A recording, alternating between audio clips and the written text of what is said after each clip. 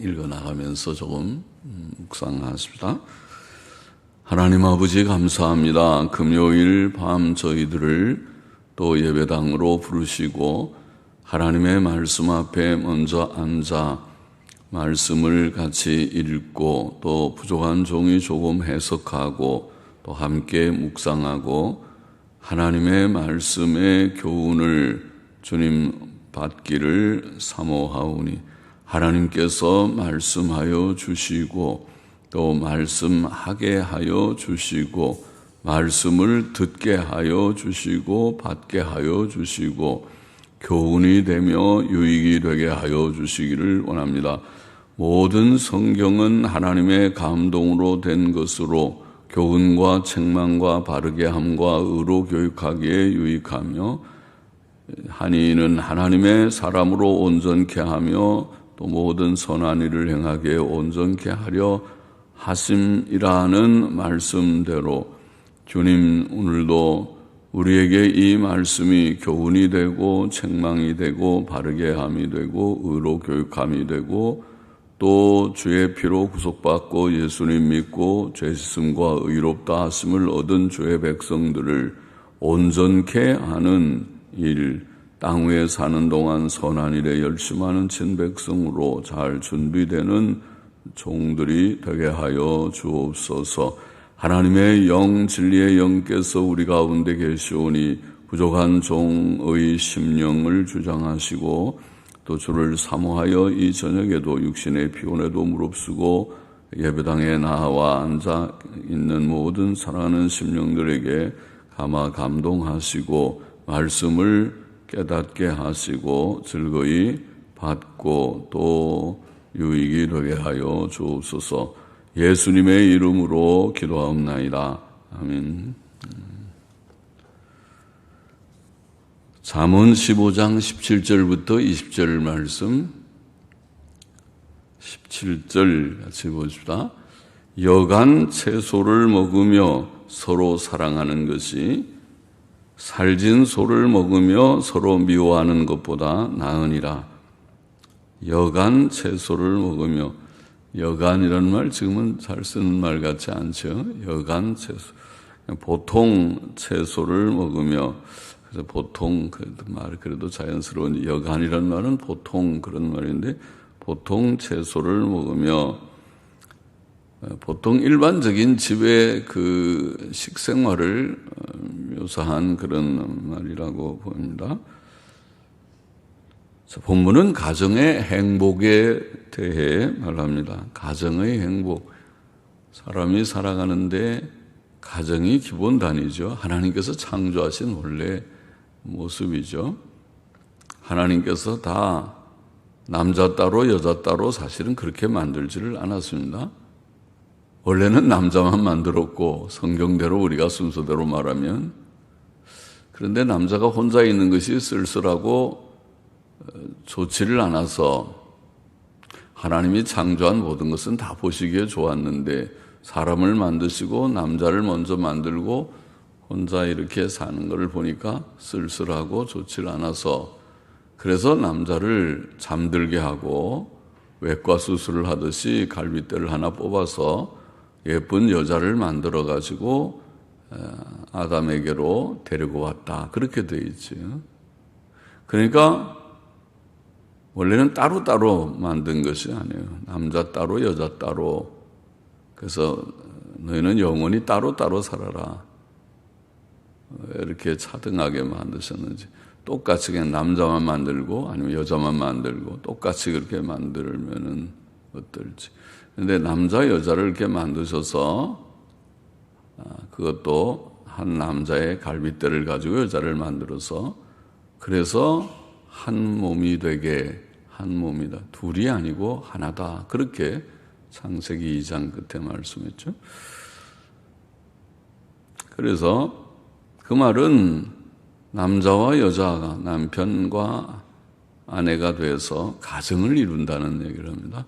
가정, 거기에서부터 가정이 되니까 결혼이 있으니까 자녀가 출산도 되고 번창하죠. 그렇지 않으면 아담과 하와가 그냥 그것으로 자기네가 늙어서 죽고 끝나고 말았겠죠. 하나님의 뜻은 그것이 아니고 생육하고 번성하는 것이었습니다. 그래서 남자 여자를 만들고 모든 이 생물 세계도 암컷 수컷을 하나님께서 주신 줄 압니다. 남자 여자를 만들어서 가정을 이루게 하셨습니다. 그러면은 가정이라는 것이 사회의, 이 세상 인간 사회의 아주 기본 단위인데 기본입니다. 개인이 사실은 기본이 아니고, 개인도 기본이지만은 하나님께서 다시 말하지만 개인을 따로 만들어서 그냥 살게 한 게 아니라 남자와 여자를 만들어서 가정을 이루게 하는, 부부가 되게 하는 것이 기본 단위가 되었다는 것을 창세기 2장이 보이고 있으니까 1장, 2장이 다 보입니다. 그러니까 가정의 행복이 있어야죠. 남녀가 모여서 가정을 이루어서 매일 다투기나 하고 그러면은 아이고 결혼 안 하는 게 낫죠. 그렇게 살 바에는 혼자 사는 게 나아요. 그래서 혼자 사는 사람들 중에는 부모님들의 탓도 있어요. 부모님이 좀 잘 아주 행복하게 살지 못한 것 같아. 어머니가 고생했든지 아버지가 고생했든지 뭐 어떻게 됐든지 그런 것 때문에 반작용을 해서 그런 것도 있겠죠. 아유 나는 차라리 혼자 살 거야. 혼자 산다. 그런 생각도 할 수도 있겠죠. 그런데 여튼 여기에 가정의 행복에 대해서 말하기를 여간 채소를 먹으며 보통 채소를 먹으며 서로 사랑하는 것이 살진 소를 먹으며 서로 미워하는 것보다 낫다. 가정에서는 그 가정의 경제가 넉넉한 거 다 좋긴 하지만은 그것이 행복의 조건이라고 할지 행복의 충분 조건은 아니다. 충분 조건이라고 그러죠. 그것만 있으면, 돈만 있으면 행복하다. 그런 건 아니라는 거죠. 돈이 없어야 또 된다는 말도 물론 아닙니다. 돈은 필요하다는 것은 다 인정하지만은, 그렇죠? 가난하는 게 좋다. 그렇게 말하는 것은 아닙니다. 그러나, 우리가 여기에, 여간 채소, 보통 채소를 먹는 집안은 그렇게 유효한 집안은 아니죠. 그러니까, 전부 식탁에 풀만 있네. 생선도 없고 고기도 없고 과일도 비싸서 없고 야채만 좀 싼 야채들만 가지고 이렇게 다 했네. 그런 집안의 모습인 것 같죠. 보통 채소를 먹으며. 그러나 그 가정에 그 부부에게 있는 중요한 요소는 서로 사랑함이라는 것입니다. 서로 사랑하는 것이 있었어요. 서로 사랑하는 것이, 채소를 먹으며 서로 사랑하는 것이, 살진 소를 먹으며 서로 미워하는, 이 또 다른 집안은 엄청 부자네요. 살진 소를 매일 아주 맛있는 고기 반찬에 음식을 먹는 집안이죠. 살진 소를 먹으며, 소고기네요. 쇠고기, 예. 아주 비싼 그런 부위의 쇠고기를 먹는지도 모르겠어요. 살진 소를 먹으며, 그런데 이 가정은 매일 갈등이 있습니다. 서로 미워하는, 서로 사랑함이 없습니다. 그것이 그보다 낫다. 그렇죠. 그보다 낫죠. 그러니까 그것을 말합니다. 그러면은 사람의 행복이라는 것은 꼭 물질적인 부여에 있는 것은 아니고, 그보다 더 중요한, 물질도 여유가 있으면 좋지만은 그보다 더 중요한 것은 서로 사랑합니다. 사랑함과 또 마음의 평안.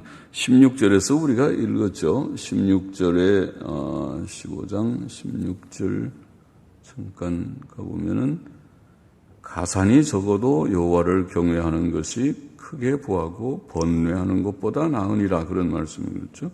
가산은 집의 재산인데 재산이 적어도 여호와를 경외하는 것이 크게 부하고 번뇌하는 것보다 낫다.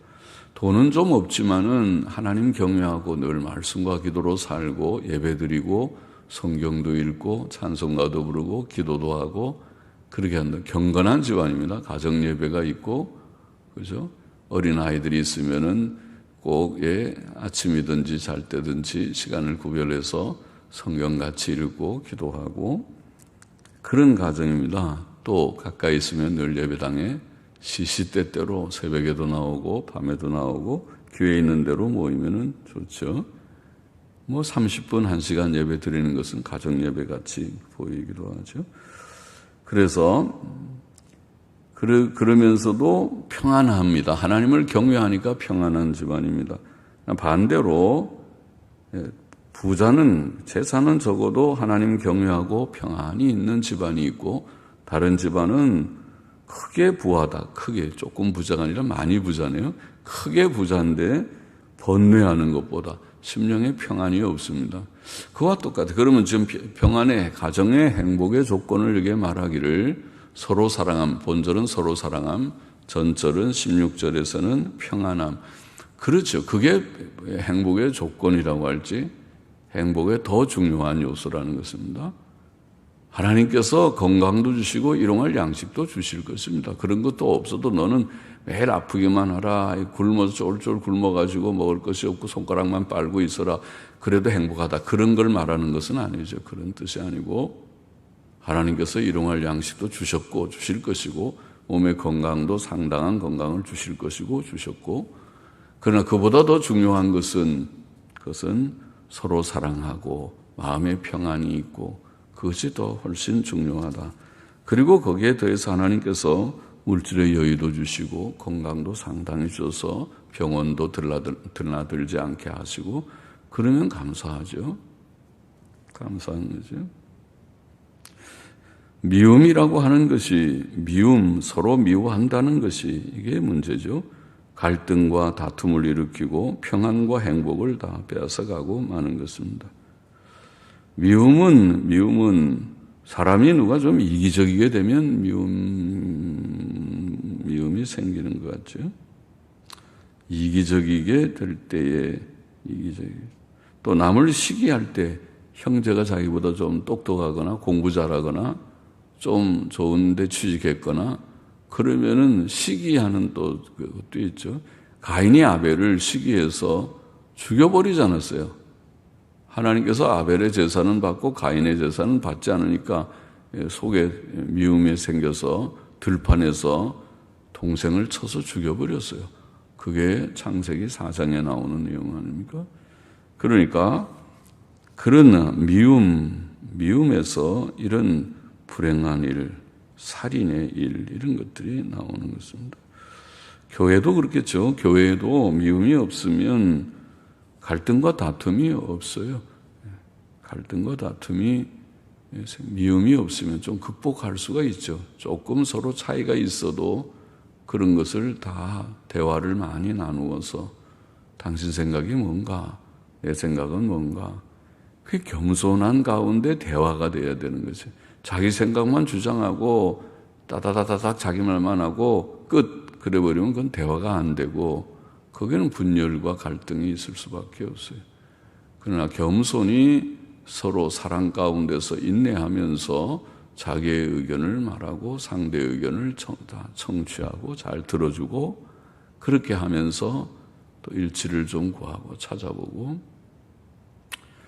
교회가 진리, 아주 본질적인 진리에 있어서는 이단과 정통의 문제가 나뉘니까 거기에는 용납할 수 없는 부분들이 있지만은, 그런 진리 문제가 아니라면, 본질적 진리 문제가 아니라면, 또 혹은 중요한 진리 문제, 이것은 참 그래도 본질은 아니라도 아주 중요하다. 거기서 교파도 나뉘는 것이 있긴 하지만은, 그러나 그렇지 않은 지역적인 문제들, 다른 어떤 문제들 때문에 마음을 닫고 갈등이 키워지는 것은 좋지 않죠. 사람이 살아가는데 다 생각의 일치가 있어야 좋죠. 자, 행복의 여기 가정의 행복은 평안과 서로 사랑함에 있다. 16절, 17절에 이어서 18절 보십시다. 분을 쉽게 내는 자는 다툼을 일으켜도 노하기를 더디하는 자는 시비를 그치게 하느니라. 너무 화를 쉽게 내지 말라. 성질 부리지 말라. 화 잘 내는 거 좋은 거 아닙니다. 그것이 아주 인격의 결함입니다. 인격의 부족입니다. 이게 성경은 많이 가르쳤습니다. 분을 쉽게 내는 자는 다툼을, 그러니까 화 잘 내는 사람은 매일 다툼의 원인자가 됩니다. 노하기를 더디하는 자는 시비를 그치게 한다.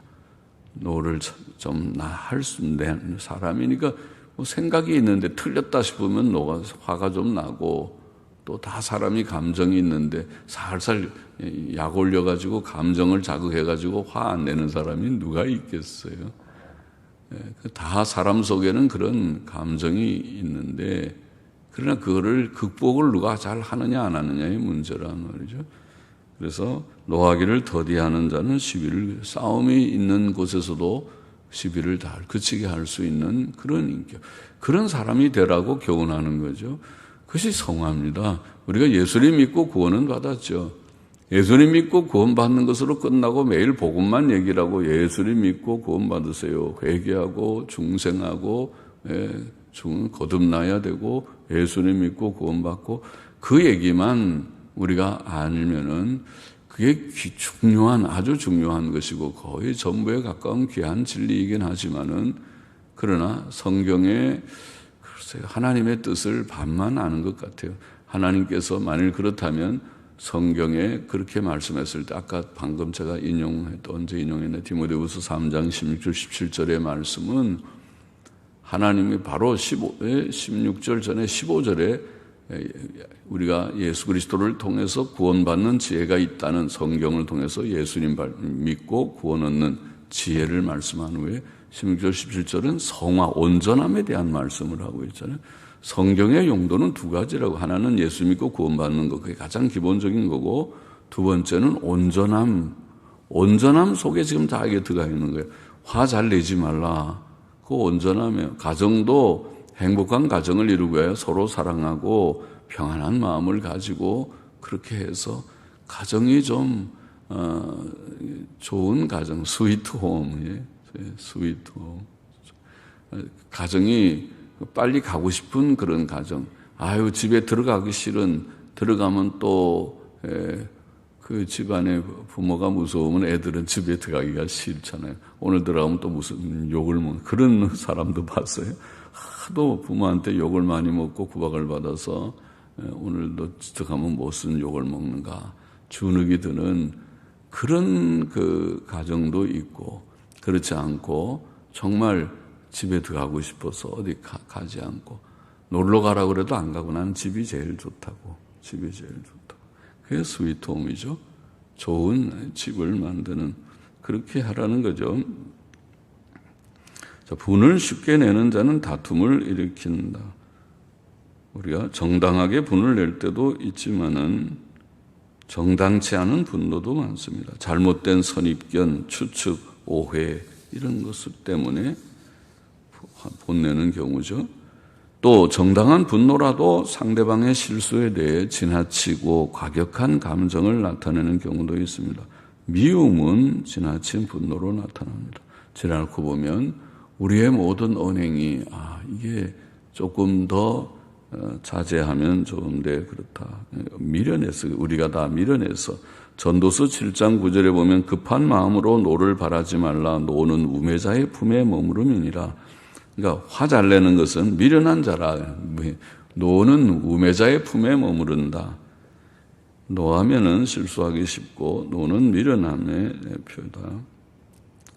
그러나 노하기를 더디하는 자는 시비를 그치게 한다. 그렇게 되어 있습니다.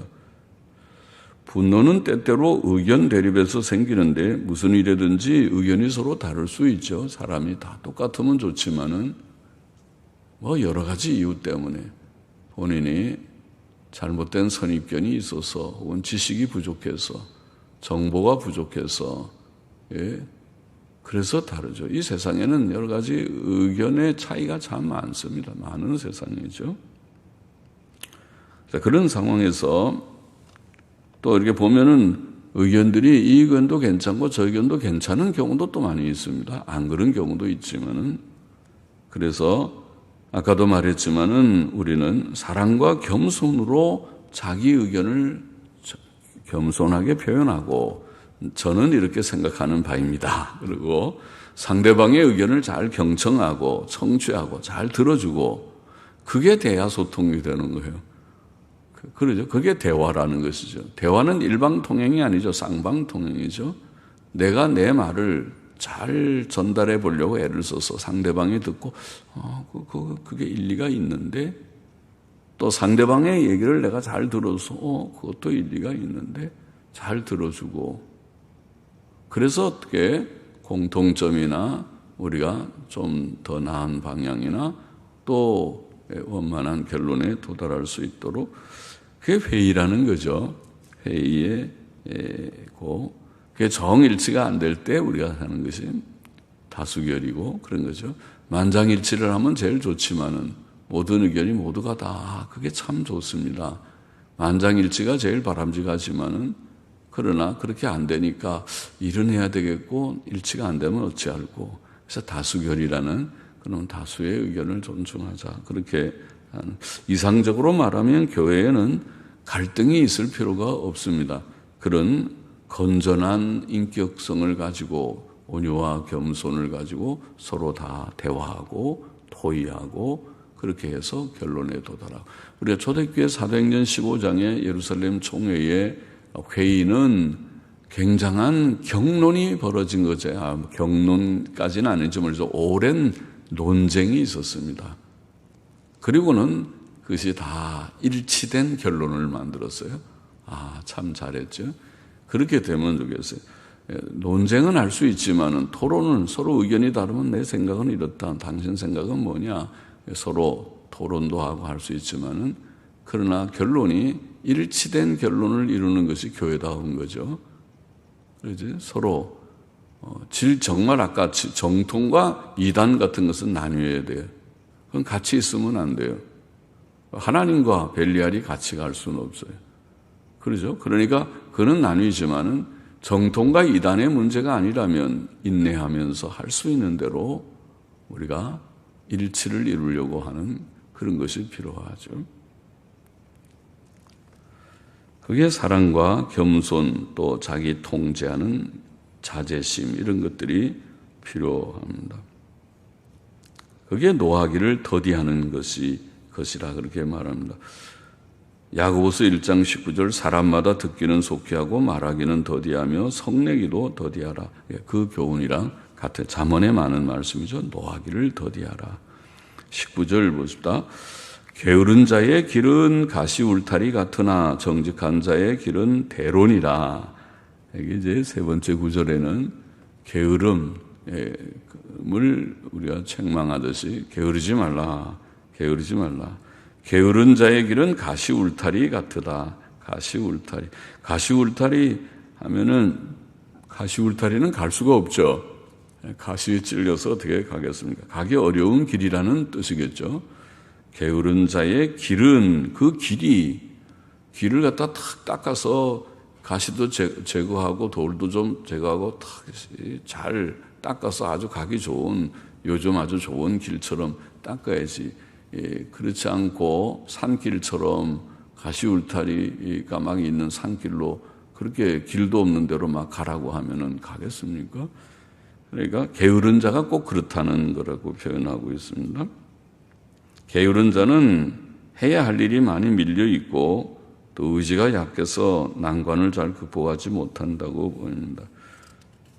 잠언 10장 4절은 손을 게으르게 놀리는 자는 가난하게 되고 가난도 게으름에서 온다. 그렇죠? 부지런한 자는 얼마나 부지런해요. 참 부지런하죠. 오늘도 제가 우리가 인터넷선이 기가선인데 1기가라고 기가라는 거 압니까? 기가는 1000메가인가요? 1000메가. 굉장히 속도가 빠른 그 선을 1기가선이라고 하는데, 그런데 인터넷 선을 이렇게 속도를 측정해 보니까 80메가밖에 안 나오더라고요. 80메가. 이건 100메가도 안 나오네. 1000메가가 나와야 되는데 80메가만 나오다니. 그래서 이제 고장 신고 같은 걸 했더니 기사가 와서 보고, 여기에 기가선에다가 가정 전화선이 연결되어 있으니까 기가선이 이게 6가닥인지 8가닥인지 손에 한 가닥을 전화기로 쓰면 이게 100메가밖에 안 나옵니다. 그래요. 그 얘기 난 처음 들었어요. 처음 그 시설할 때 그런 얘기를 누가 해줬는가 모르겠는데 그래서 그것을 선을 원래는 전화선은 따로 빼야 됩니다. 그럼 어떻게 할까요? 그러면 1기가 TV 그다음에 전화선 다 합쳐서 세트로 판매하셨는데 KT에서 그러면은 어떻게 하죠? 그러니까 곰곰이 자기가 생각하더니 그럼 하는 방법을 좀 생각해 봅시다. 그러더니 옆방에 TV 선에서 한 선을 빼가지고 전화선을 따로 연결을 하고 그다음에 원래 인터넷 선에서는 전화선을 끊어가지고 인터넷만 쓰게 하고 그렇게 하더라고요. 얼마나 손이 빠른지. 그렇게 척척척척 그 선을 하나 가지고 올라와서 선 딱 새로 깔고 또 하고 그다음에 또 위에서도 또 고치고 탁탁 붙이고 그러니까 인터넷이 속도가 800메가가 나와버리더라고요. 10배가 뛰어버렸어요. 80메가밖에 안 나오던 선의 속도가 800메가가 나와. 이 정도면 기가선쯤 되는 것 같아요. 800메가. 그 정도면 나오죠. 광 케이블이 내선에 들어올 때는 뭐 UPT 케이블인가 해서 뭐 좀 케이블이 약간 되니까 속도가 약간은 죽겠죠. 그래도 뭐 1000메가짜리가 800메가 나오면 많이 나오는 거잖아요. 근데 제 말을 하려는 건 그 얘기가 아니라 그분의 손이 얼마나 빠른지 한 30분, 40분 만에 그 복잡한 일을 착 판단해가지고 처리를 하는 것 같더라고요. 그걸 잘 처리를 하고 그리고 아주 깨끗하게 손을 그래서 내가 감탄했어요. 기술자로구나. 참 기술자는 기술자로구나. 그러니까 제가 지금 부지런한 생각이 나니까 자기 일에 그 정도의 기술자가 되면은 우리가 다 성공하겠다. 예? 정말 KT의 기사가 대단한 기사로구나. 제가 이렇게 옆에서 관찰하면서 오늘 바쁜 시간이지만 잠깐 제가 그래도 그 선 때문에 오늘 온다 그래서 그렇게 했는데 그래요. 우리가 일을 할 때 부지런한 그런 자가 됩니다. 잠언 12장 27절에 보면 게으른 자는 그 잡을 것도 사냥하지 않는다. 그런 표현이 있어요. 잡을 것도 사냥하지 않는다. 19장 15절에는 게으름이 사람을 깊이 잠들게 하고 굶주리게 만들고 잠언 19장 24절 26장 15절에는 게으른 자는 그 손을 그릇에 넣고도 입으로 올리기를 괴로워한다. 음식을 먹으려고 그릇에 손을 넣고도 이거 올리는 게 힘들어서 게을러서 재밌는 표현이죠. 게으른 자는 그렇다. 그러니까 오늘 말씀에 게으른 자의 길은 가시 울타리 같으나 정직한 자의 길은 대로다. 서로 대조가 안 되는 것 같지만 정직한 자, 정직은 하나님의 뜻대로 사는 것인데 하나님의 뜻대로 사는 그 속에 게으름과 반대되는 부지런함이 거기도 들어있어요. 그죠? 정직한 자는 부지런합니다. 하나님의 뜻대로 하나님이 게으르지 말고 힘써서 살라고 명령하시는데 게을러서 있으면은 정직한 자가 아니죠. 하나님의 뜻대로 사는 자가 아니죠. 우리 성도는 부지런하게 살아야 됩니다. 우리가 각자 해야 할 일들이 다 다르고 직업이 다르고 하는 분야가 다르고 맡은 일들이 다 다를지라도 부지런해야 된다는 점은 일치합니다. 그래야 되는 것입니다. 그럴 때 하나님께서 도우시고 함께 하시고 복을 주시고 그래서 대로와 같이 정직한 자의 길은 대로다. 아까 게으른 자는 가시 울타리 같은 길이고 대조해서 말해서 게으르지 말고 부지런한 자가 되. 20절 한 절 더 보십시다. 지혜로운 아들은 아비를 즐겁게 하여도 미련한 자는 어미를 없이 여기느라. 또 나왔죠. 잠언에 많이 나오는 말씀. 지혜의 말씀, 생활교훈의 책, 윤리적인 책의 말씀. 게으르면 안 되고 또 여기에 아비를 즐겁게 하는 효도하는 자식의 모습이죠. 지혜로운 아들은 아비를 즐겁게 하는. 잠언 10장 1절에도 지혜로운 아들은 아비로 기쁘게 하거니와 미련한 아들은 어미의 근심이다. 그런 말씀이죠. 부모의 경건하고 의롭고 선한 교훈을 잘 듣고 순종하고 또 부지런하게 살고 효도도 잘하고 그렇게 하는 것이 지혜로운 아들이고 복된 아들이죠. 그는 계명의 말씀했으니까 내 부모를 공경하라. 부모를 십계명에 나와 있는 내 부모를 공경하라. 그리하면 너의 하나님 나 여호와가 내게 준 땅에서 내 생명이 길리라. 자녀들아 너희 부모를 주 안에서 순종하라. 이것이 옳으니라. 내 아버지와 어머니를 공경하라. 이것이 약속이 있는 첫 계명이니 이는 내가 잘되고 땅에서 장수하리라.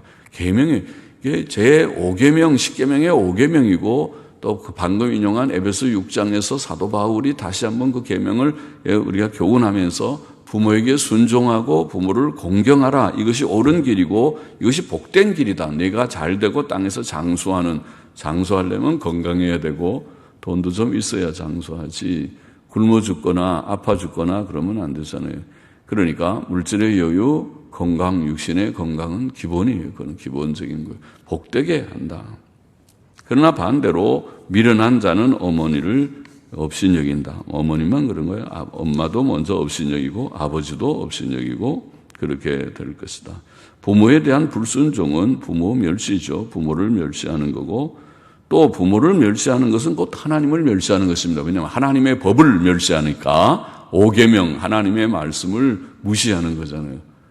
하나님을 두려워하는 자는 부모를 공경하지 않을 수가 없을 거예요. 하나님의 명령이니까.